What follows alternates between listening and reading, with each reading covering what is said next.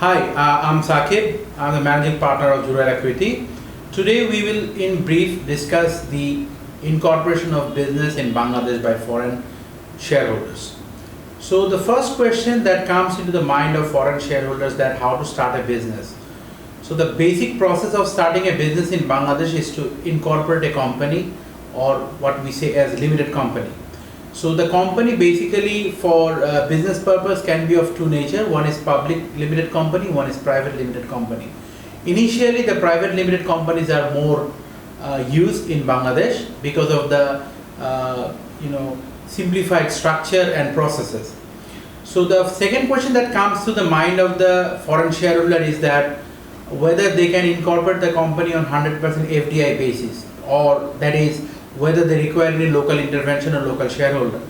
So the answer is that in most of the cases in Bangladesh, 100% FDI is permitted. Only some reserve sectors like for example CNF, ICD, these kind of sectors require a local shareholding. Also some of the sectors like GSA and some other sectors require 100% Bangladeshi ownership. So we would recommend the foreign shareholder intending to incorporate a business in Bangladesh do a due diligence as to the process and liability and process of incorporation of a company in Bangladesh. The process is very simple. Firstly, the shareholder need to inform a lawyer in Bangladesh about a name clearance. So the name clearance is normally taken within 3 to 4 hours. Once the name clearance is done, the next step is to prepare the documentation. So Bangladesh has a typical system of incorporating a company through a restricted object clauses. So in Bangladesh, unlike many jurisdictions, we have a very limited word limit for incorporating the objects. So basically our companies are more focused on a particular set of business instead of a general broad object clause that we see outside. The second question is that in Bangladesh, at least till today, you need at least 2 shareholders and 2 directors. Shareholders can be person or a corporate entity. However, the directors need not to be a local resident. It can be a foreigner, but it has to be a person. No artificial person or corporate entity can be a director. However, there is also possibility that a corporate entity can nominate a nominee director who may not be typically the shareholder of the company. So after the preparation of the memorandum and articles, a bank account is required to be open in a designated bank. Once the bank account is open, the foreign shareholder is required to remit the paid up capital into the company.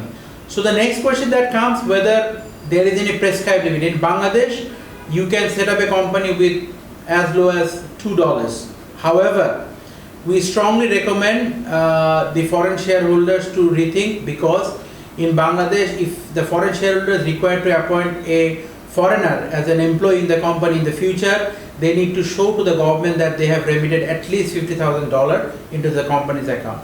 So once the remittance is done, with the remittance there is an encashment certificate, and with all the documents, we need to apply to the Register of Joint Stock Companies for the incorporation of the company. So Register of Joint Stock Companies normally take 7 to 8 working days to actually verify the encashment, verify the other documents, and once they are satisfied, they will incorporate the company. So the company will be registered at the point of the date of the incorporation certificate. So after the company is registered, there are certain things that require to be also taken. For example, the company needs to take a tax identification number. Company needs to take a trade license. So the trade license will be taken from the local authority of the business or place of business of the company. And another is value-added tax registration.